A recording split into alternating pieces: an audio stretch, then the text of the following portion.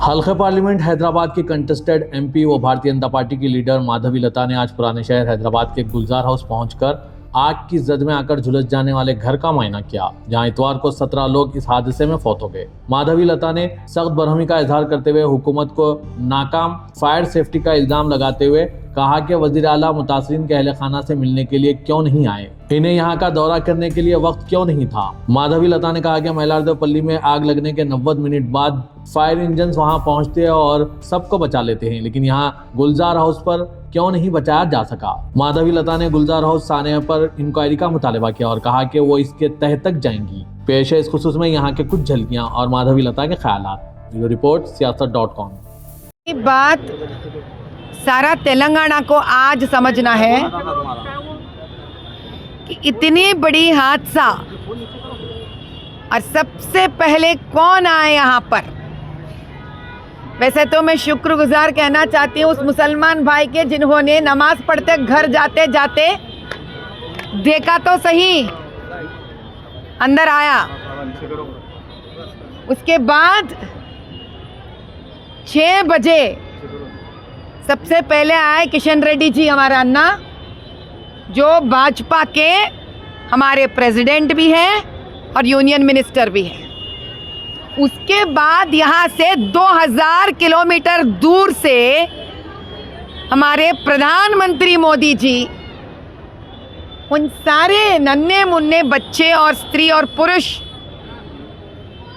जिनका जीवन यहाँ पर अग्नि को न्योछावर हो गया, उनके प्रति 2 लाख रुपए एक्सग्रेशिया दिए। अब ये है यहाँ के सरकार का हालत कि वो तो आए नहीं। वैसे हमारे प्रियतम मुख्यमंत्री जी, वैसे तो मुझे लगता है लोग मेरे ऊपर शायद उंगली उठा सकते हैं कहकर अब आपको टिकट दी, आप कल क्यों नहीं आए।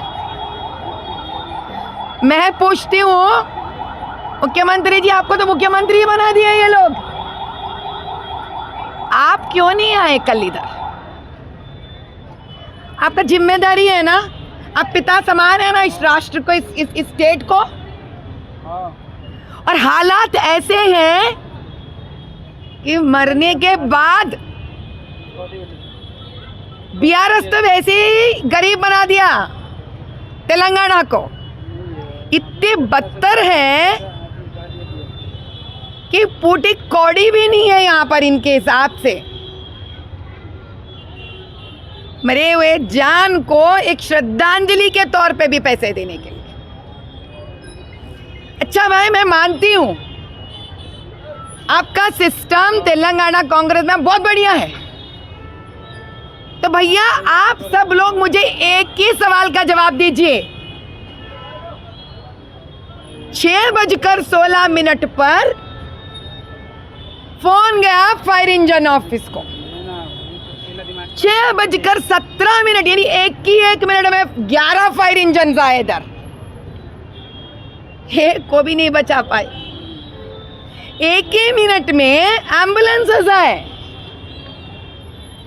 2 लोगों को लेके गए अस्पताल को, लेकिन दोनों भी मर गए। क्यों? जलकर नहीं, हवा नहीं मिलने के वजह से। अब यही चंद्रायन गुट्टा में, गौर से सुनिए सभी, यही चंद्रायन गुट्टा में 1 घंटे के बाद,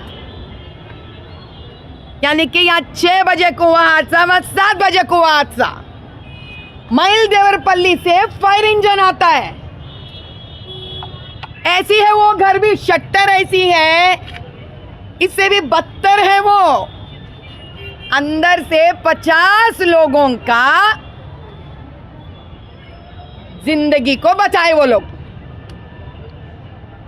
मैं कुछ नहीं कह रही हूं, ये न्यूज़ है, मैं कुछ खड़ा नहीं कर रही हूं, ये सच्चाई है।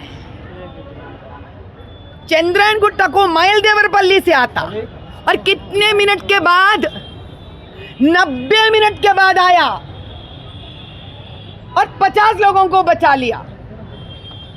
मैं अल्लाह से शुक्रगुजार हूं क्योंकि 14-15 नन्हे मुन्ने बच्चों को बचा लिए। ऐसी शुक्रगुजार हो सकती थी अगर यहाँ के नन्हे मुन्ने बच्चे औरतों को बचा पाते। 11 फायर इंजन 1 मिनट के अंदर आने के बावजूद भी। अगर आप पढ़ सकते हैं वो आर्टिकल, तो चंद्रायण गुट्टा में स्टेयरकेस डाले, सीढ़ियां डाले और ऊपर जाके बचा लिए। लेकिन या 1 मिनट में नहीं बचा पाए, वह 90 मिनट के बाद बचा लिए। अब आप बताइए, आप में से जितने लोग भी चुन चुन कर इस पार्टी को जिता है, आप खुद से आज सवाल कर लीजिए, किसी से मत कीजिए, खुद से सवाल कीजिए कि तेलंगाना का भविष्य क्या है। यहाँ जिंदगी भी नहीं बचती है लोगों की, मरने के बाद पैसे भी नहीं मिलते, यहाँ बेरोजगारी खत्म नहीं होती है, यहाँ ड्रग्स बच्चों के अंदर जाते रहते हैं, यहाँ मूसी के अगल बगल में गरीब लोगों के घर तबाह हो जाते हैं, बड़े बड़े आश्रफों का तो बिल्डिंग्स वैसी की वैसी रह जाती है। अब सबसे सवाल करती हूं मैं,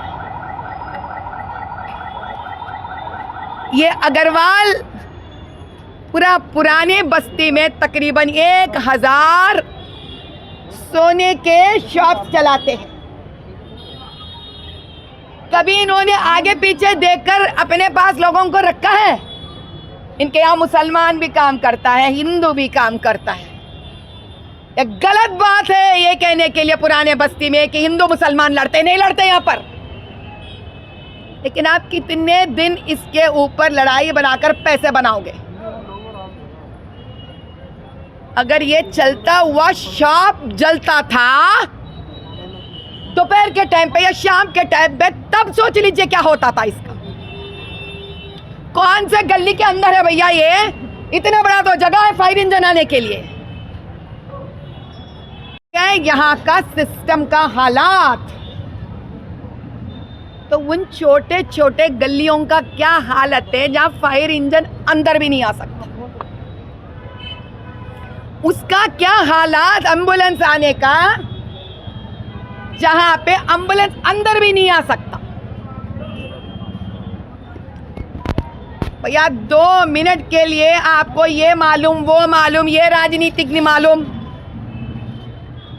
आज का ये हादसा जो कल हुआ ना, ये आपका सोच को खोलना पड़ेगा, आपके विचारों को बदलना पड़ेगा, और आपको ऐसे लीडरों को लाना पड़ेगा जो आपके साथ ठहरेंगे, ताकि आप आग में नहीं, आपके पहले हम आग में कूदना चाहिए। अब तो डर भी जाएंगे लोग, सोएंगे भी तो नहीं ना। मैं क्या आना बंद कर देंगे? बेचारे अत्तापुर से आए यहाँ पे रहने के लिए 4 लड़कियां, भगवान को प्यारे हो गए। मैं छोड़ूंगी नहीं इस केस को।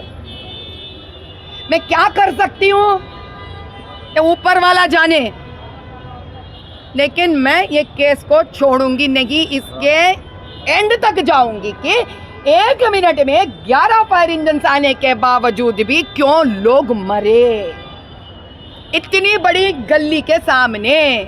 तो उन घरों का क्या हालत जो छोटे छोटे गलियों में है, जहां पर फायर इंजन नहीं जा सकता। ऐसी क्या बदनसीबी है इस तेलंगाना के कि मरने वालों को एक ग्रीष्म तक नहीं आ सकता। हमारे प्रियतम मुख्यमंत्री इतने भी मशरूफ क्या है? सवाल आपको छोड़ती हूँ, मेहनत में करना शुरू करती हूँ। धन्यवाद। मैडम आपके प्राइम मिनिस्टर साहब की तरफ से 2 लाख रुपए दिए जा रहे हैं, स्टेट गवर्नमेंट की तरफ से 5 लाख रुपए का ऐलान किया। आपकी तरफ से भी कुछ यहाँ के लोगों को एग्रीशिया दिया जाए? भैया पहली बात आप बोल दिए ना मेरे प्रधानमंत्री, क्योंकि प्रधानमंत्री आपके होते नहीं मेरे हिसाब से। जिस प्रकार से आपने कहा आपके प्रधानमंत्री, तो मेरा प्रधानमंत्री दे दिया ना भैया। आपकी तरफ से हम प्रधानमंत्री से आप कितने अलग नहीं हैं, हम इतने अलग नहीं हैं। तो आपके हिसाब से रेवंत रेड्डी जी थी जेब से दे रहे क्या?